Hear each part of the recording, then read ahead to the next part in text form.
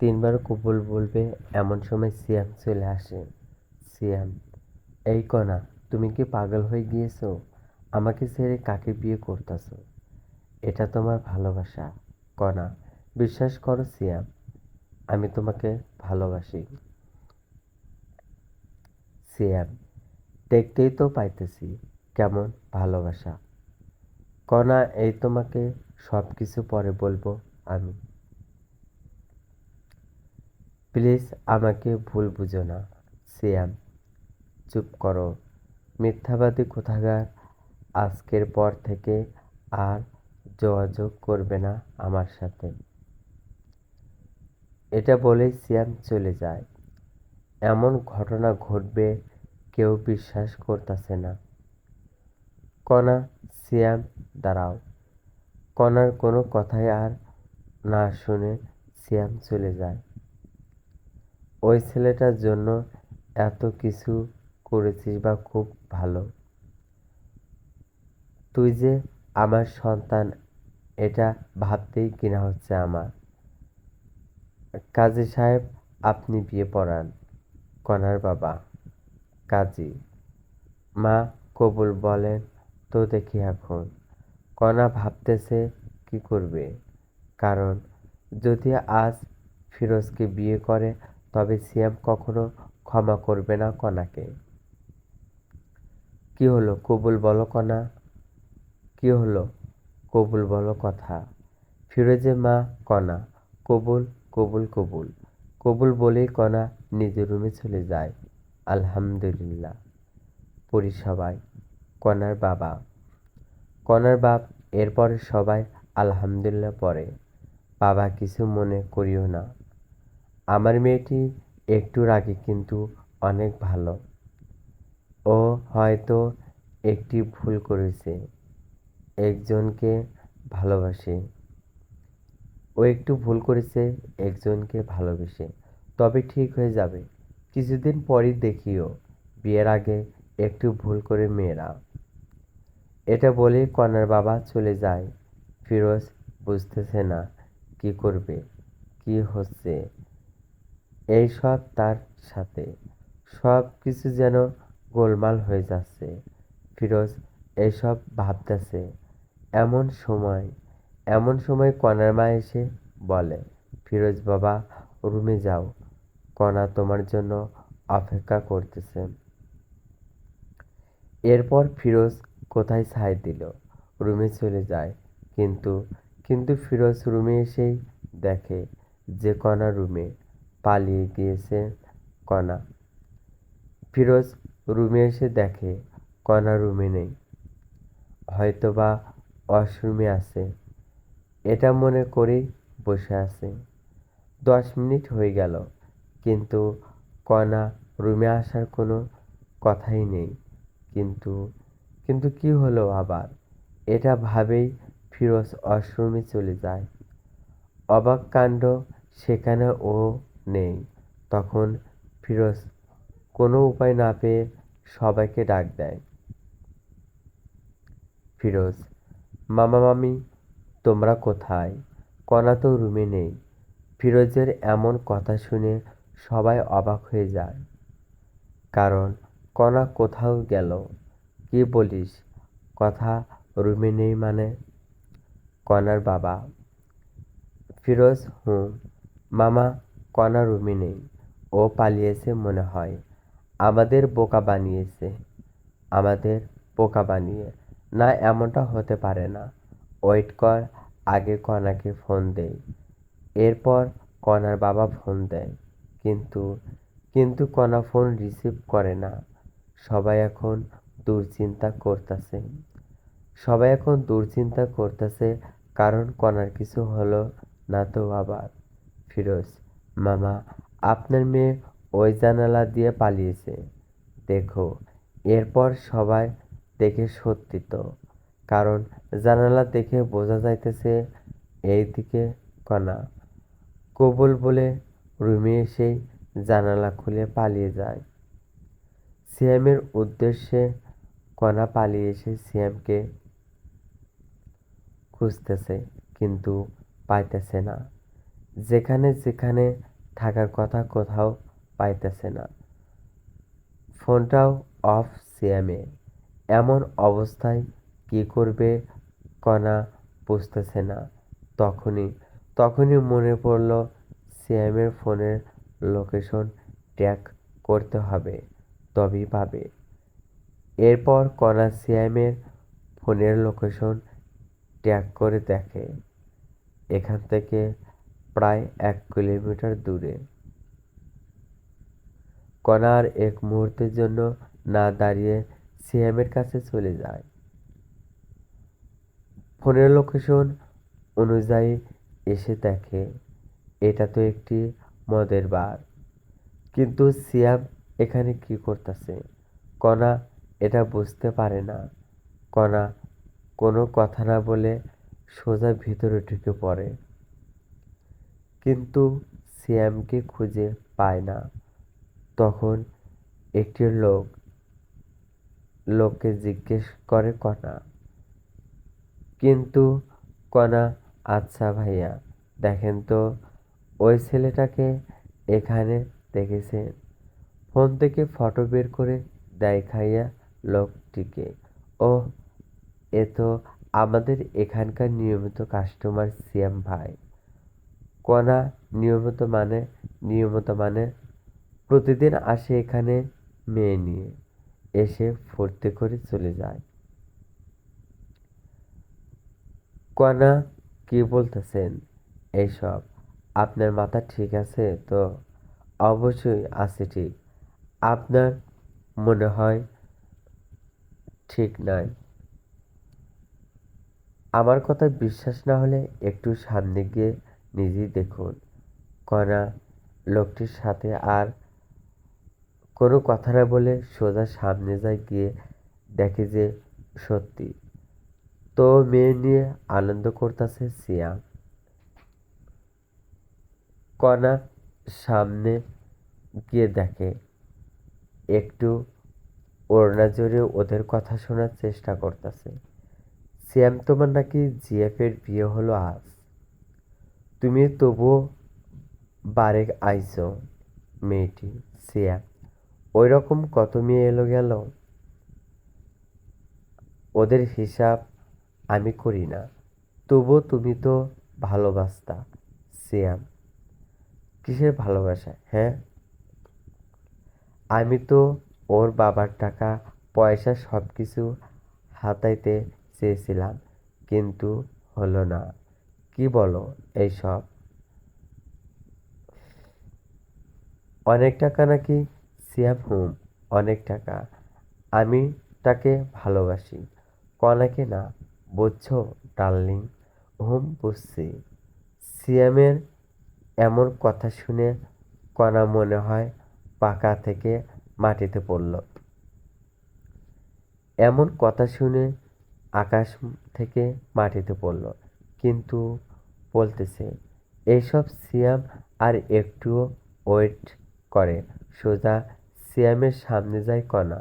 সিয়াম, কণাকে এখানে দেখেও অবাক সিয়াম। আরে কণা, কণা, তুমি এখানে কি করতে এসেছো? আর কেমনে জানলে আমি এখানে? আই লাভ ইউ কণা।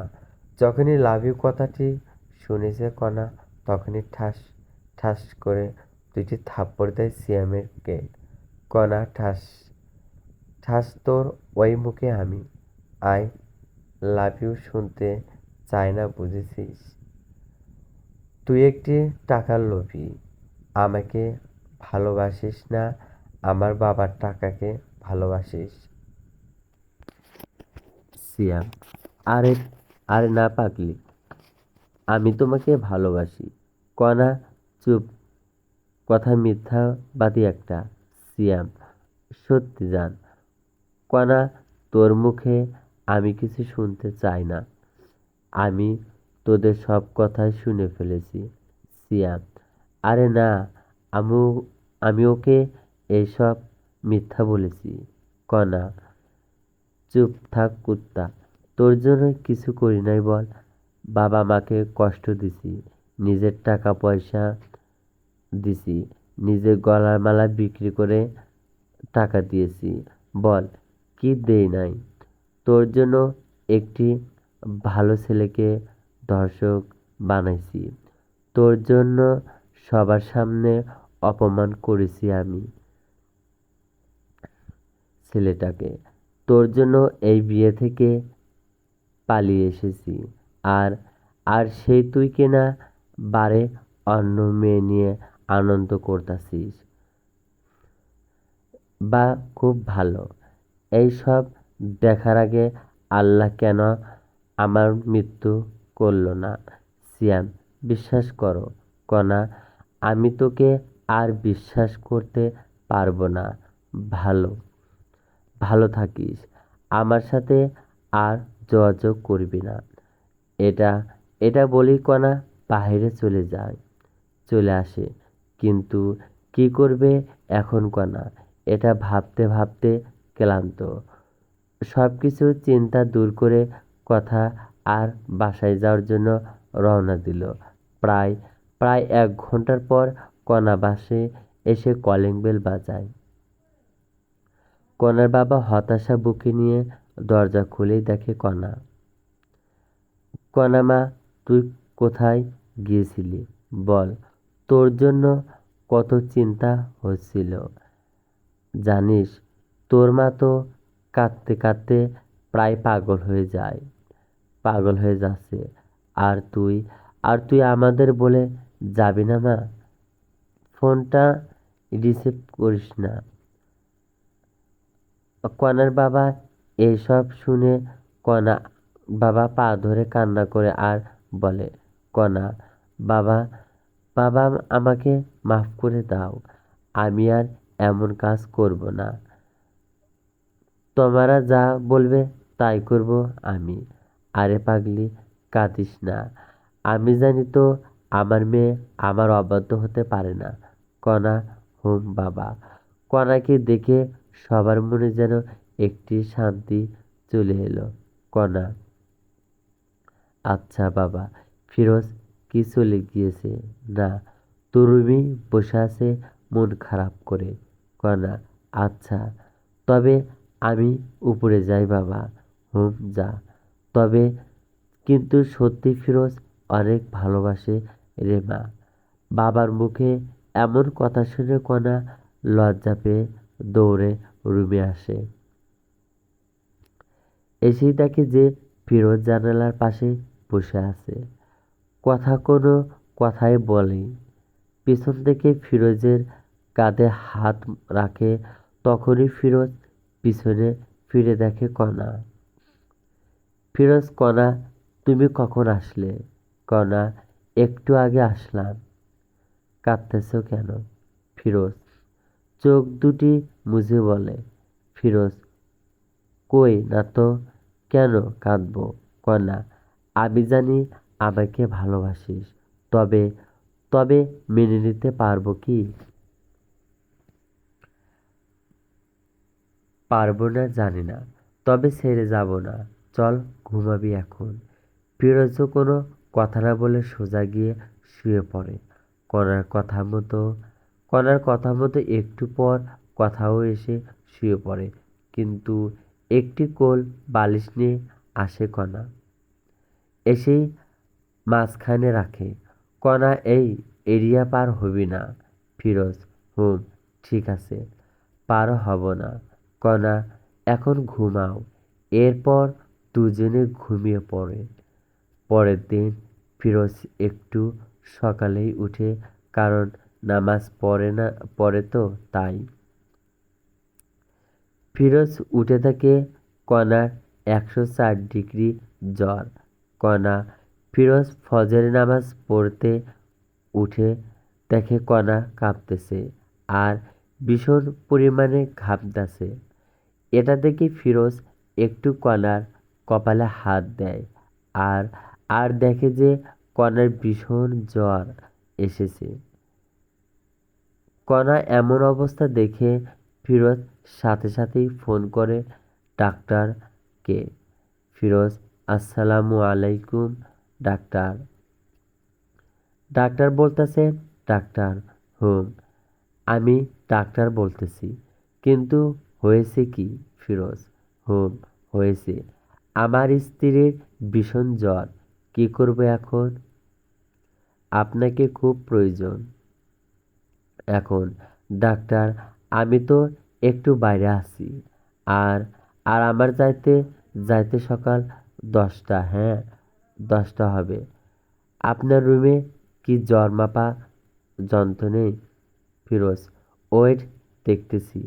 এরপর ফিরোজ জ্বর মাপবে, কিন্তু যন্ত্র আছে কিনা সেটা জানে না। কিন্তু ফিরোজের মনে কণার রুমে তো অনেক কিছুই আছে। শুধু আবার শুধু আবার ব্যান্ডেজ হয়তো, বা এটাও থাকতে পারে। তাই ফিরোজ তাই ফিরোজ খুঁজতে থাকে, তন্ন তন্ন করে সব কিছু খোঁজার পরে অবশেষে খুঁজে পায়। অবশেষে খুঁজে পাই ফিরোজ। ডাক্তার, খুঁজে পেয়েছি ডাক্তার।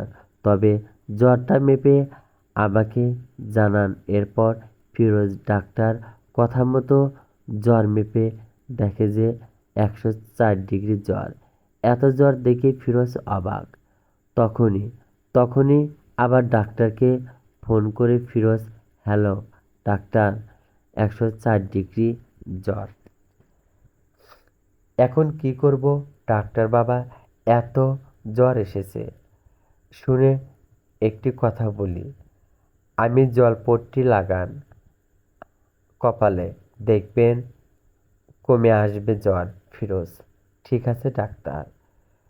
আর একটি কথা, যদি জ্বর না কমে তবে আপনি আপনার স্ত্রীর সাথে যাবেন, দেখবেন কমে এসেছে জ্বর। অনেকে বলতে পারেন কি জ্বর কমে? আমি বলবো হ্যাঁ, কারণ হাদিসেও আছে, যত নিকটস্থলে থাকবে ততই রোগ মুক্ত থাকবে। ডাক্তারের এমন কথা শুনে ফিরোজ ধমকে যায়। কারণ এই মেয়ে তো আমাকে দেখতেই পারে না। যদি আবার এমন করি, না জানি কি হবে। ফিরোজ, কিন্তু ডাক্তার, ডাক্তার কোনো কিন্তুই নেই, আমি যা বলছি তাই। এরপরে ডাক্তার ফোন কেটে দেয়। ফিরোজ জলপট্টি নিয়ে আসে। এরপর শুরু হলো এই গুঁড়া দেওয়া। কিন্তু কিন্তু এতজন পট্টি দেবার পরেও কোনো জরুরি কণার জ্বর কমতেছে না। তখনই ফিরোজের ডাক্তারের কথা বলে মনে পড়ে, সত্যি এমন করলে ভালো হবে কণা। যদি ভালো না হয় তবে তো কণার সাথে খুব খারাপ হবে। হাজারো চিন্তা মাথায় নিয়ে ফিরোজ কণার কাছে যায়। কণাকে জড়িয়ে ধরার সাথে সাথে আশ্চর্যভাবে কণাও জড়িয়ে ধরে। ফিরোজ কোথা থেকে শুরু করবে কিছুই ভেবে পাইতেছে না। কণার দিকে তাকিয়ে আছে। ইস, কি সুন্দর মায়াবী মুখ, কতই না সুন্দর, শুধু দেখতেই ইচ্ছা করে। এমন সময় দেখি যে কণার ঠোঁট দুটি কাঁপতেছে, গোলাপের পাপড়ির মতো ঠোঁট দুটি। এমন অবস্থা দেখে ফিরোজ আর নিজেকে কন্ট্রোল করতে পারল না। কন্ট্রোল করতে না পেরে কণার ঠোঁটে নিজের ঠোঁট ডুবিয়ে দেয়। আপন মনে কণার ঠোঁট দুটি খাইতে থাকে। কণাও সায় দেয় ফিরোজকে। ফিরোজ কয়া কাছে পেয়ে কণা যেন আরো নিজেকে বিলিয়ে দিতেছে। এখানে ফিরোজ বুঝতে পারে যে কণার কোনো প্রকার বর্তমান সেন্স নেই, এমন করতেছে। এরপর ফিরোজ কোনো কিছু না ভেবেই কণার শরীরের সব পোশাক খুলে ফেলে আর মাথা থেকে সব চিন্তা দূর করে। কণার সাথে সহবাস করে এত করাও কোনো বাধা দিল না, বরং আর সাপোর্ট করলো। এইভাবেই প্রায় কিছুক্ষণ মিস্টার লা পরে ফিরোজ উঠে পড়ে, গোসল করে এসে ফিরোজ আবার কণার শরীরের পোশাক চেঞ্জ করে দেয় এবং জলপট্টি দিতে থাকে। প্রায় 20 মিনিট পর আবার জ্বর মেপে দেখে কণার জ্বর স্বাভাবিক এসে গিয়েছে। এখানে সবাই ভাবতাছেন ফিরোজ কেন বাসায় কাউকে কিছু বলল না কেন। আসলে আসলে সবাইকে ভাববে যে বাসা বাসা করেই জ্বর বাঁধাইছে। এবার লজ্জাজনক একটি কথা, এর জন্য জানায়নি। ফিরোজের মনে অনেক ভয় ঢুকে গেল। তখনই যদি কণা এইসব কিছু জানতে পারে তবে কি হবে। এরপর ফিরোজ দেখে নামাজের এখনো সময় আছে, তাই অজু করে এসে নামাজে বসে পড়ে। নামাজে বসে ফিরোজ আল্লাহর কাছে কণার জন্য দোয়া করে, যাতে যাতে করে আল্লাহ কণার মনের সব ভুল মুছে দেয়, কণা যেন সুস্থ থাকে। নামাজ শেষ করে একটু বেলকনিতে যায় ফিরোজ, তখনই কণা ওঠার শব্দ পায়। কণা ফিরোজ সোজা কণার কাছে এসে বলে বলে ফিরোজ, এই তুমি তুমি অসুস্থ হয়ে থাকো। কণা, না আমি ঠিক আছি। আর আমিও অসুস্থ। আপনি আপনি জানলেন কেমনে? হ্যাঁ ফিরোজ, তোমার ভীষণ জ্বর এসেছিল। কণা, কি আমার জ্বর এসেছিল? নেশা করেছেন নাকি সকাল সকাল? ফিরোজ, সত্যি বলতাছি। কণা, সরেন, আমি ওয়াশরুমে যাব। এরপর ফিরোজ সরে যায়, কিন্তু কণা বিছানা থেকে উঠবে কেমন কেমন জানি মনে হচ্ছে। তার পরনে যে শাড়ি ছিল এটা মনে নেই কণার। ওয়াশরুমে এসে মনে হলো কণার পরনে তো শাড়ি ছিল, এখন নেই মানে। তখন কণার মাথায় রাগ উঠে যায়। ওয়াশরুম থেকে এসেই কণা, আমার পরনে যে শাড়ি ছিল সেই শাড়ি কোথায় গেল? কি হয়েছে ফিরোজ কি বলবে ভেবেই পাইতেছিল না। এরপর সব বলতে থাকে কণাকে। ফিরোজ, এর জন্য আমি তোমার সব কিছু চেঞ্জ করে দিতেছি। এই কথাটি শুনেই কণা কোনো কথা না বলেই ঠাস ঠাস করে থাপ্পড় বসে দেয় ফিরোজের গালে। কণা ঠাস ঠাস করে মন মানসিকতা এত নিচে, আমাকে নষ্ট করলে এই ভেবে আমাকে বলতি আমি নিজেই তোকে বিলিয়ে দিতাম। ফিরোজ, বিশ্বাস করো কোনো প্রকার তোমার জ্বর কমতেছিল না, তাই তাই এমন করতে বাধ্য হয়েছি। কণা, চুপ কর, কোনো কথা বলবি না। তোকে জানা তোকে চেনা শেষ আমার, তুই কেমন মানুষ? ছি ছি, আমি তো সময় চাইছিলাম তোর কাছে, আর আর সেই তুই কিনা। ফিরোজ, আমি সত্যি এমনা ভেবে করি নাই, তোমাকে সুস্থ করার জন্য করেছি। কণা, কই আমি তো অসুস্থ না, এখনো সুস্থ আছি। ফিরোজ, হুম, এখনো সুস্থ হয়েছো? কণা, এই চুপ কর, বেয়াদব কোথাকার। এই জন্য বলি আমার কষ্ট হচ্ছে কেন চল চলাচল করতে। এই সব বলে কণা তখনই বিছানায় আবার শুতে যাবে। তখনই তখন দেখে যে পুরা বিছানা রক্তে হাহাকার করতেছে। কণা, বা খুব ভালো, এত কষ্ট আমাকে দেওয়ার জন্য। ফিরোজ আর কোনো কথা না বলে বাইরে চলে আসে। কি বলবে কণাকে সত্যি কথা বলতেছে, বিশ্বাস করতেছে না। এরপরে সকাল 10টায় ডাক্তার চলে আসে। ডাক্তার, রোগী কি এখন সুস্থ হয়েছে? ডাক্তারের কথা এমন শুনে সবাই অবাক, কারণ এখানে আবার রুগীকে? তখনই কনার বাবা বলে ওঠে, রুগী সুস্থ মানে? এখানে আবার কে রুগী? ডাক্তার না, এ বাসা থেকে তো ফোন দেওয়া হয়েছিল, একজন মহিলার খুব জ্বর। না ডাক্তার, আপনার কোথাও ভুল হচ্ছে। আমরা সবাই সুস্থ আছি। এইসব কথা আবার কণা শুনতেছিল। খাবার টেবিল থেকে অন্যদিকে ফিরোজ একটু কাজের জন্য বাইরে গেছে তাই। কেউ জানে না ডাক্তার, কে ডেকেছে কে? ডাক্তার?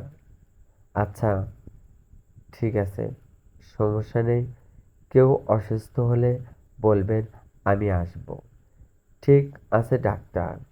এরপর এরপর কণা একটু বিশ্বাস করতে ছিল ফিরোজের কথা। কিন্তু কথা হলো, ও আমাকে না জানিয়ে আমার এত বড় সর্বনাশ করলো কেন? এরপর এইভাবেই দিন যেতে লাগলো। ফিরোজ ফিরোজ এখন কণার বাবার ব্যবসা দেখে সোনা করে। কণা ঠিক আগের মতোই আছে। ফিরোজকেও অবিশ্বাস করে একদিন রাতে ফিরোজ বেলি ফুলের মালা নিয়ে বাসায় আসে। এসে রুমে ঢুকবে, তখনই সময় দেখে কণা কার সাথে যেন কথা বলতাছে। কণা, আমি তোমাকে বলছি না আমাকে ফোন দিবা না? অবশ্যই ফোন দেব। অচেনা লোক। এরই মধ্যে কণা ফিরোজকে দেখে ফোন কেটে দেয়। ফিরোজ, এই যে তোমার জন্য বেলি ফুলের মালা নিয়ে এসেছি, অনেক পছন্দ নাকি? কণা না জেনে, আমি এসব পছন্দ করি না।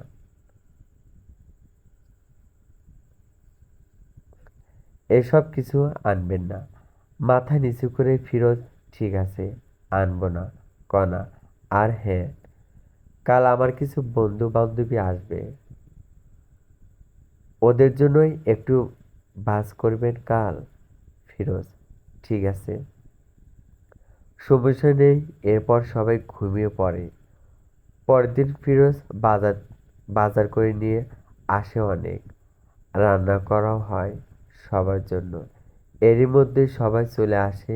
কেমন আছিস কণা? এমন হয়ে গিয়েছিস কেন? আর দুলাভাই কই রে? কণার বান্ধবীরা, কণা, আমি ঠিক আছি, ভিতরে আয়। তখনই ফিরোজ চলে আসে কণার সামনে। ফিরোজ, আচ্ছা কণা, কতজন আসলো লোক একটু বলবা? তাদের লোকের ভিত্তি করে পোলাও রান্না হবে। তখনই একজন বলে ওঠে, কিরে কলি, এটা তোর বর নাকি? কণা, আরে এটা তো। যদি গল্পটি ভালো লাগে অবশ্যই চ্যানেলটি সাবস্ক্রাইব করবেন, ভিডিওটি শেয়ার করবেন। যদি গল্পটি ভালো লাগে অবশ্যই চ্যানেলটি সাবস্ক্রাইব করবেন, ভিডিওটি শেয়ার করবেন। ধন্যবাদ। চলবে, পরবর্তী গল্প পেতে অবশ্যই চ্যানেলটি সাবস্ক্রাইব করবেন। কণার কথা শুনে ফিরোজ পরবর্তী পর্বের জন্য অপেক্ষা করুন। ধন্যবাদ সবাইকে। চলবে।